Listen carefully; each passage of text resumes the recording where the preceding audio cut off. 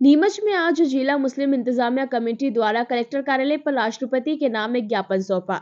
वहीं ज्ञापन के माध्यम से बताया गया कि नीमच नगर पालिका और जिला प्रशासन द्वारा वक्फ बोर्ड भोपाल में दर्ज नीमच सिटी रोड पर मौजूद इमली वाले बाबा की दरगाह स्थित मकान को अतिक्रमण बताकर गिराए जाने की कार्रवाई नियम विरुद्ध की गई है और जो मकान गिराया गया वो वक्फ के कब्जे की भूमि है। साथ ही मुस्लिम इंतजामिया कमेटी का कहना है कि 15 नवंबर व 16 नवंबर की मध्य रात्रि को दरगाह पर रह रहे सेवादारों के घर पर पुलिस फोर्स व नगरपालिका का अमला पहुंचा और सेवादारों के परिवारजन, औरतें और बच्चों को बिना करार पुलिस थाना नीमच कैंट में बंद कर दिया गया।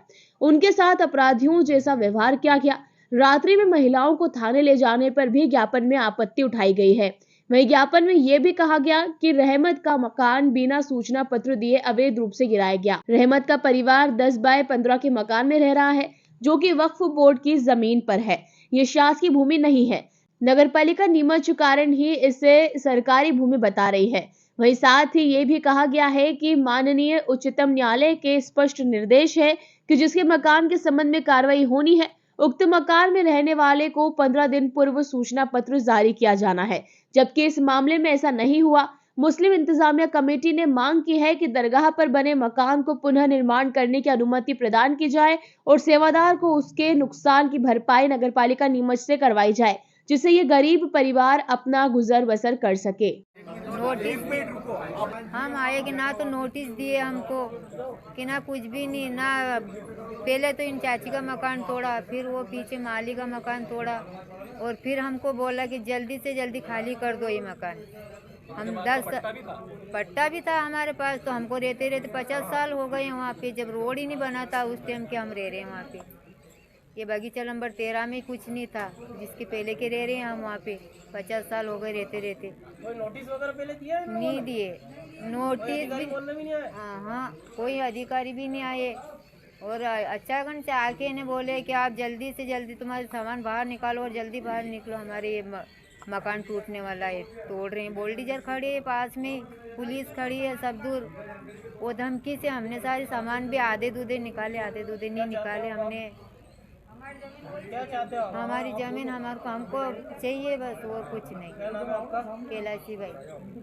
प्रकार इस बार भी एक तो परिवार मुस्लिम है और 9 परिवार हिंदू हैं यहाँ पे, जिनके मकानों को तोड़ा गया है। और एक जो हमारी सबसे महत्वपूर्ण मांग वो ये है कि जो वक्फ बोर्ड के अंदर रजिस्टर्ड है मकान और दरगाह, उस दरगाह को अचानक आतंकवादियों की तरह पुलिस प्रशासन आता है और रात को 4 बजे इनको घर से उठा के ले जाना, जबकि रात को ये एक अपनी बहू को ब्याह के लाए, 2 बहुओं को ब्याह के लाए, इनके घर में मेहमान था। इस माहौल को प्रशासन ने नहीं देखा कि यार इनके घर के अंदर मेहमान होंगे, ये बहू ब्याह के लाए हैं, सोने चांदी के जेवर, बहुओं को सबको बुरी तरह उठा के ला के थाने में बंद कर दिया। ये आतंकवादी हैं, बम फोड़ने वाले लोग हैं। ऐसी कार्रवाई और कहीं करी है? सिर्फ ऐसी कार्रवाई अल्पसंख्यक और मुस्लिमों के ऊपर की जाती। क्यों की जा रही है ऐसी कार्रवाई? दूसरे दिन कर लेते, तीसरे दिन कर लेते। और जबकि वक्फिया ज़मीन है, आपको पेपर दिखाएगा, पेपर बताइए। हाँ पेपर दे ना, वक्फिया ज़मीन है वो, उस वक्फिया ज़मीन को कैसे आप तोड़ सकते हो?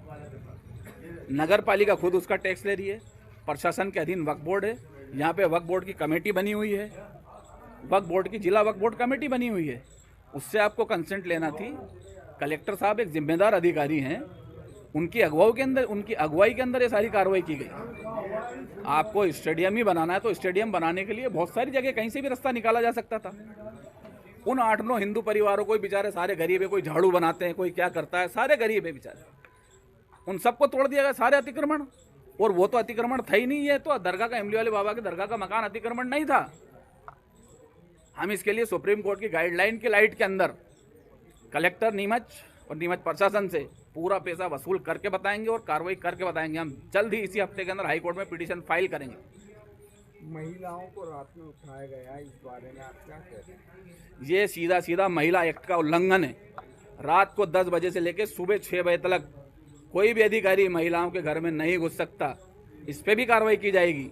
जो अभी इनको घर में से पकड़ के लाए गए, उठा के लाए गए, पूरा जंगल राज कायम है। यहाँ पे डिप्टी कलेक्टर मैडम एक मुस्लिम जोड़ा आया था जो बाली के दोनों, उनको 4 दिन तक 5 दिन तक उसने बंद रखा। हमने अगर फ़ोन पे बात की कि मैडम इनको छोड़ दो, वो छोड़ती नहीं है, कहती तुम मुझे धमकी दे रहे हो। इस तरीके के जो प्रशासनिक अधिकारी हैं मुस्लिमों के साथ ऐसा व्यवहार करते हैं, मतलब क्या चाहते हैं ये? क्या मांगे आपकी? ऐसे लोगों को, ऐसे अधिकारियों को जिला प्रशासनिक कार्यालय से हटा देना चाहिए। आपकी मांग क्या है? हमारी मांग ये है कि मुस्लिमों के साथ सही व्यवहार हो, अल्पसंख्यकों के साथ सही व्यवहार हो। इन्हें अतिक्रमण तोड़ने का शौक है तो बहुत सारे अतिक्रमण की हमने RTA लगा के ले रखी है ना। हम नहीं चाहते, हम किसी धर्म के विरुद्ध नहीं है, लेकिन जो रजिस्टर्ड चीजें हैं आप उनको क्यों तोड़ रहे हो यार? आखिर क्या चाहते हो? ये गलत कार्रवाई है और इसके ऊपर एक्शन होना चाहिए। हम जाएंगे कोर्ट, शासन से हमें उम्मीद नहीं है कार्रवाई होगी। आपका नाम? क्योंकि बेड़े पीर दरगाह के आज तक उन लोगों को, अपराधियों को नहीं पकड़ा गया। आपका नाम?